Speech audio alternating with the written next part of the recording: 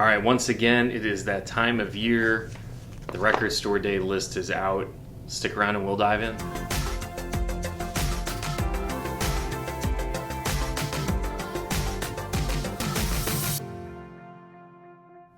All right, record store day is right around the corner, April 22nd. It is late February when I'm recording this, so there could still be changes to come depending on when you're watching this video.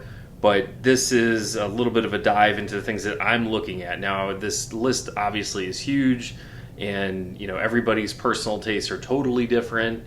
So, what I'm throwing out there is what I'm getting. I'm not saying you should get it or this is what you have to get, but it's just what I'm looking for to get. And obviously what you may be looking for, totally different.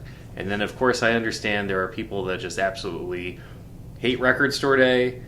And, of course, I have to ask the question, why are you watching this video then? So it doesn't really matter. I mean, obviously there's a lot of pitfalls to record store day. We could go ad nauseum into what those might actually be. There's obviously a lot of problems, but it is also, one day a year or two when you start factoring in the Black Friday. Some record store day, some record stores, independent stores, rely on these to survive, and it brings in an exceptional amount of foot traffic. So we'll not, get into that. We'll just talk about the records and what I'm looking to get. Be sure to subscribe to my channel, give this video a thumbs up, and comment below as to what you might be looking for. So first off, I want to talk a few things that I saw on the list. I was thinking, maybe, is that something I want to get? Or I needed more information. So I wanted to go through a couple things quickly of what I'm not going to get. But they're there, and I might have a few recommendations for you. So one thing I saw was a 40th anniversary release of the debut album from Violent Femmes. I have a 35th anniversary pressing, and I thought, well, maybe there's something extra, some bonus material. And then, of course, I look at it, and it's a picture disc. And this is a great classic album of the time. I love it. It's some of their best work for the band. I don't need a picture disc, so and I don't know why they would do that. It's an odd thing. The love affair with picture discs is just something that I don't get. So I won't be getting that. I'll be sticking to my 35th anniversary copy, but it is certainly out there if you want it. All right, the next thing is something that I, as of right now, probably won't be getting unless it gets added to the U.S. list. But there is a double 7-inch single from The Police, which is only on the UK list. I'm hoping that it's just an error and it will be added. They have released a couple 7-inch singles in the past, which I kind of like because they did them really fancy, these gatefolds. So I've got one for Message in a Bottle. It's a 2 7-inch collection in a gatefold. It's pretty slick. And then they did do another one for Roxanne. It's just a single 7-inch. But they did the nice fancy gatefold for that as well, and it's just pretty cool. So as a fan of The Police, I'm hoping they'll add it. I do know with these, they weren't particularly hard to get, and I don't think, if I want to get it and I have to order it from overseas, I don't think it'll be a problem to get it. But then again, you still got to pay for the shipping and all that stuff. So then comes the question, is it really worth the effort to get it? So I'm hoping that it's just an omission and that it'll come to the U.S. All right, another album that's on the list is a live album from the Black Keys. And when I saw it on the list, I'm thinking, I think I might have that, and I do. So they are selling, it's called Live at Beachland Tavern, March 31st, 2002. They actually released this in a limited number of about 1,500 last year, strictly through their website, and it went quick. I got an email because I'm on their newsletter. It came out, I bought it, and then it flew. So it was a 20th anniversary release last year. Very cool. I mean, it sounds really good. It's just really early material. It's one of their earliest concerts. And I do highly recommend you pick this up if you get a chance. So check that out. But if you already have it, you can skip this one unless, of course, you want 2 copies.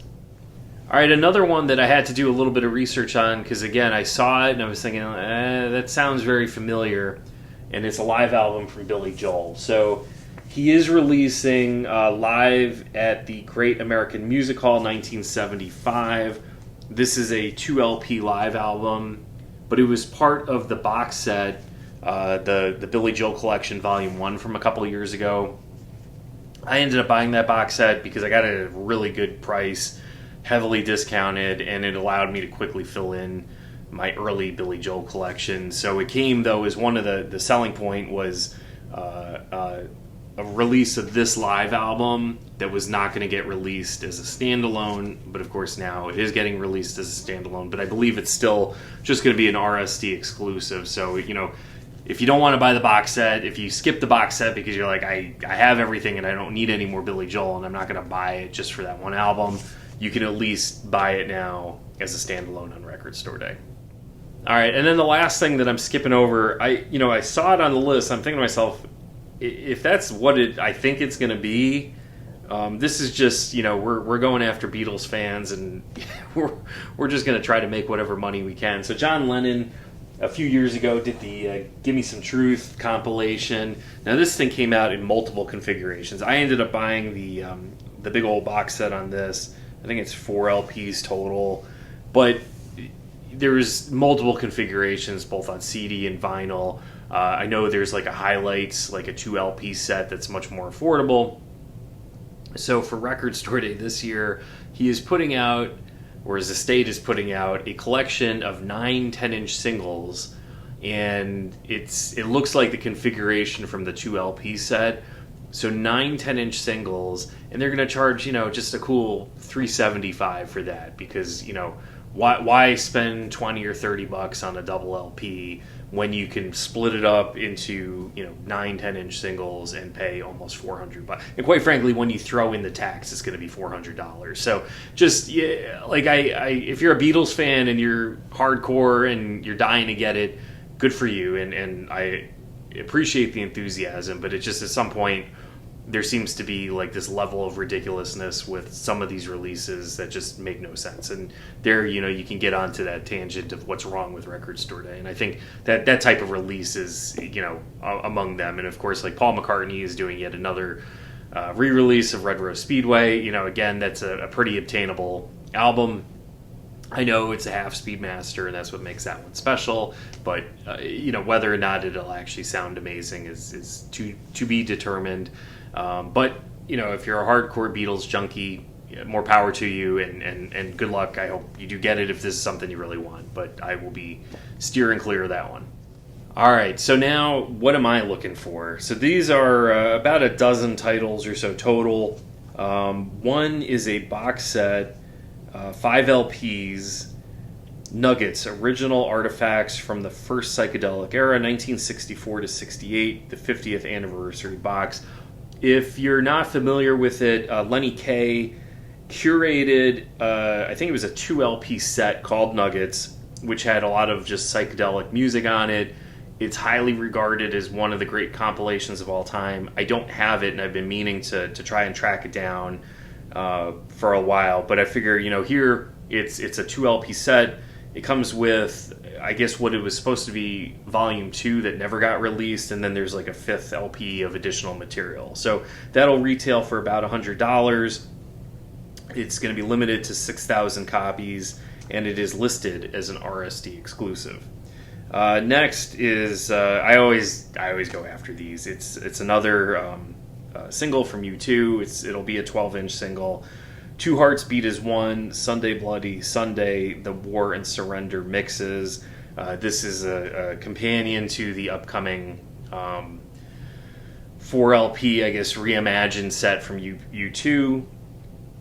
And this will retail for about $24. It is listed as an RSD first. No quantities that I could find at the moment. All right, up next is one that I may get it if I can get it, because it'll probably be heavily listed. I didn't see a total on this. I've heard somewhere in the 10 to 12,000 range, which seems way too small for this. But Taylor Swift is putting out a Folklore of the Long Pond studio sessions. My interest in this, like Folklore, not a bad album. I kind of enjoyed it. A little bit of a guilty pleasure. Kids played it a lot, so I heard it a lot. I'm even when they heard about it, and one of my daughters kind of like her ears, perked up a little bit, and so I may get it just because of the kids. It's going to retail for about $40. It is a 2 LP set, but my interest too is it's a recording that she did with Aaron Dessner of the National, with Jack Antonoff of Bleachers, and with Justin Vernon from Bon Iver. So even if you're not the biggest Swiftie, I'm a pretty big fan, especially of Justin Vernon and Aaron Dessner. So I kind of want it for that. We'll see if I can get it or not. If not, no big deal. I'm not going to lose sleep over that one. All right, it seems like there's always a little bit of Fleetwood Mac or Stevie Nicks or a combination out there every year. So one thing is the Belladonna Live 1981. It is a 2 LP set from Stevie Nicks from a live concert from that era. So it's a lot of, promoting that first solo album of hers, plus a few of the songs that she did with the Mac.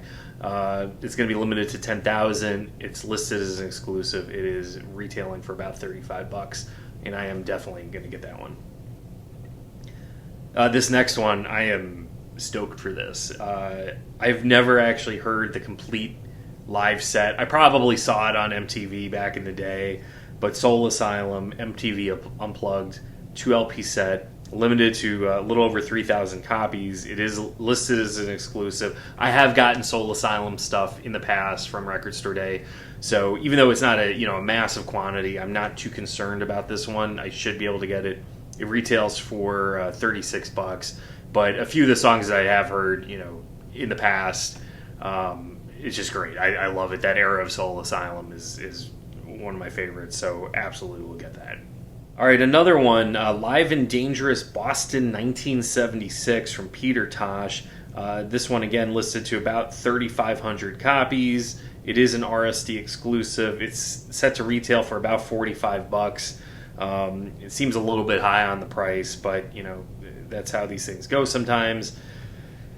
And I did get, he had a live album last year from RSD, which is absolutely spectacular. That one's a little bit later material-wise. This is, I believe, following up his first solo album, or if not first, it's very early in his solo career, post Whalers. So I am pretty stoked about that one, and absolutely will get it. All right, another one that I'm looking at, and this one should be another hot title. I'm not overly concerned about it because I always feel like my shop gets enough copies and I get there early enough. So I'm not too worried, but it is one that'll probably go because Pearl Jam fans are crazy. And it is a 2 LP live album called Give Way, which is from the Yield, Give Way, another way of saying Yield. So it is a Yield era live album. It's going to retail for about $45. It's limited, and it is an exclusive to 15,500 copies, which seems a little bit low. I think for a band like Pearl Jam, they probably should be pressing 20,000, 25,000 copies, but, that is what it is. Another one that I will be looking at is Nico, live at the Library Theater, 1980. It is a exclusive, 2,000 copies, will retail for about $30. And they've been doing these, they're almost like live bootlegs. One that they did for Record Store Day last year was, I believe that one is from the Hacienda around 83. Did not sound that great. And then she did do another one from the Library Theater, or unless I'm mixing these up, that was for Black Friday, which I was like, well, maybe I'll do it again, and if it's terrible, I'm not going to do them anymore. And that one sounded a whole lot better. So my hope, and I think that one was from like the early 80s, like 83 also, but also from the Library Theater. So this is a little bit earlier, 1980. I'm gonna take my chances on it again because I do love some live Nico. All right, winding down, I'm looking at a jazz album, Turnaround, unreleased rare vinyl from On the Corner.